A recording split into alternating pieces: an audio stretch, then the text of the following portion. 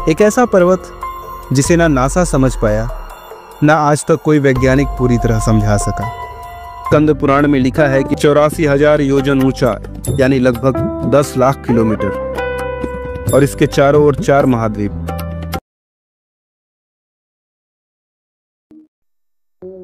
दोस्तों, एक पल के लिए सोचिए, अगर मैं कहूं हमारी धरती का एक असली केंद्र है, एक ऐसा स्थान जो ना किसी सैटेलाइट में दिखता है, ना गूगल मैप्स में, फिर भी हजारों साल पुराने हर पुराण में उसका जिक्र है। जहां से निकलते हैं देवताओं के द्वार, जहां टिके हैं सभी लोग, और जहां से शुरू हुई है ये पूरी सृष्टि। जी हां, मैं बात कर रहा हूं माउंट मेरू की।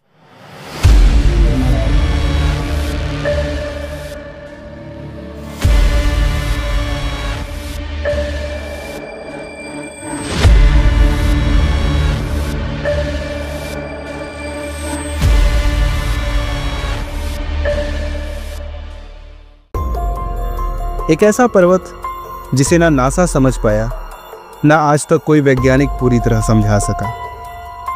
आज हम खोलेंगे उस पर्वत का रहस्य जिसे ब्रह्मांड का धुरी कहा गया है। बस एक गुजारिश है, वीडियो को अंत तक जरूर देखिएगा, क्योंकि जो आज आप जानने वाले हैं वो शायद आपकी सोच बदल दे। नमस्कार दोस्तों, मैं हूं आपका दोस्त आकाश। स्वागत है आपका आकाश की जर्नी में। दोस्तों, हिंदू धर्म ग्रंथों में माउंट मेरू को एक्सिस मुंडी यानी ब्रह्मांड का ध्रुव कहा गया है। स्कंद पुराण में लिखा है कि मेरू पर्वत का शिखर स्वर्ग को छूता है और इसकी जड़ें पाताल तक जाती हैं। 84,000 योजन ऊंचा, यानी लगभग 10 लाख किलोमीटर, और इसके चारों ओर 4 महाद्वीप। उत्तर में उत्तर कुरु, दक्षिण में भारतवर्ष, पूरब में भद्राश्व और पश्चिम में केतुमाला। यानी हमारा भारत स्वयं मेरू पर्वत के चारों ओर बने दिव्य चक्र का हिस्सा है। क्या ये केवल कल्पना है या फिर कोई खोया हुआ इतिहास? दोस्तों, नासा ने पृथ्वी के उत्तरी ध्रुव पर एक अजीब सी मैग्नेटिक एनोमली खोजी है। एक ऐसा चुंबकीय द्वार जहां गुरुत्वाकर्षण सामान्य से अलग व्यवहार करता है। नासा उसे ग्रेविटेशनल होल कहता है, पर हमारे ऋषि मुनियों ने उसे हजारों साल पहले माउंट मेरू कहा था।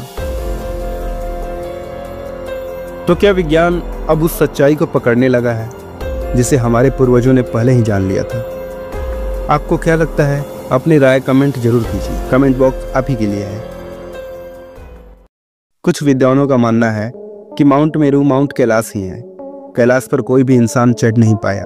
कैलाश पर कंपास काम नहीं करता और वहां समय का बहाव सामान्य नहीं रहता। जिन्होंने चढ़ाई का प्रयास किया, उन्हें ऐसा लगा कि उनका उम्र समय के विपरीत बहुत तेजी से बढ़ रहा है, अर्थात उनके जीवन काल का समय खत्म हो रहा है। तो क्या कैलाश वास्तव में एक आकाशीय द्वार है या एक ऐसा ऊर्जा केंद्र जो देवताओं और ब्रह्मांड के बीच पुल का काम करता है? सोचने वाली बात है ना? आपको क्या लगता है? माउंट कैलाश का गोल आकार, चारों दिशाओं में संतुलित प्रतीक, क्या ये महज संयोग है या फिर पुरातन विज्ञान का हिस्सा? दोस्तों, माउंट मेरू का जिक्र सिर्फ हिंदू धर्म में ही नहीं, बल्कि जैन और बौद्ध धर्म में भी बहुत महत्वपूर्ण है। जैन धर्म ग्रंथों के अनुसार माउंट मेरू त्रिलोक, अधोलोक, मध्यलोक और ऊर्ध्वलोक का केंद्र है। बौद्ध ग्रंथों में मेरू को सुमेरु कहा गया है, जहां से जीवन, ऊर्जा और समय सब शुरू होता है। तीनों धर्मों में एक ही केंद्र। क्या ये सिर्फ प्रतीकात्मक है या कोई अदृश्य सत्य जिसे हमने भुला दिया है?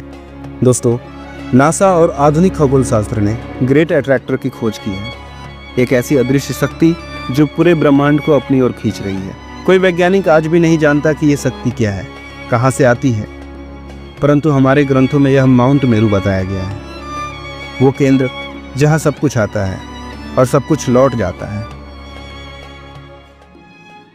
माउंट मेरू की तरह अगर आप भी चाहते हैं कि आपका कारोबार एक मजबूत नींव पर खड़ा हो, तो संपर्क कीजिए मुझसे। कमेंट कीजिए पोर्टेबल केबिन। भारत के हर राज्य में उच्च गुणवत्ता के पोर्टा केबिन्स के लिए, चाहे बात हो गुजरात की, महाराष्ट्र की या फिर मध्य प्रदेश और बेंगलुरु की, हम देते हैं भरोसेमंद निर्माण और समय पर डिलीवरी। तो कॉन्टैक्ट डिटेल्स आपको डिस्क्रिप्शन बॉक्स में मिल जाएंगे। अगर आपको ही नहीं किसी और को भी अगर हमारे थ्रू मदद मिल जाती है तो बहुत बड़ी बात होगी। दोस्तों, माउंट मेरू कोई साधारण पर्वत नहीं है। यह एक आध्यात्मिक धुरी, एक प्रकाश स्तंभ और शायद वो अनदेखा द्वार है जो हमारे और ब्रह्मांड के रहस्यों के बीच स्थित है। आज आप रात को सोएं तो कल्पना कीजिए एक ऐसे दिव्य पर्वत की जिसके चारों ओर घूर्णन करते हैं ग्रह, नीचे बह रहा है काल और शिखर पर बैठे हैं सृष्टिकर्ता। यही है माउंट मेरू, हमारे पूर्वजों की आंखों से देखा गया वो सत्य जिसे आज की आंखें भी नहीं देख पाई। दोस्तों, सनातन को समझना इतना आसान नहीं है। यहाँ पे बहुत सारी चीजें सिंबॉलिक हैं, प्रतीक के रूप में बताई गई हैं, जिसको कि आज हम अलग अलग नामों से उच्चारण करते हैं।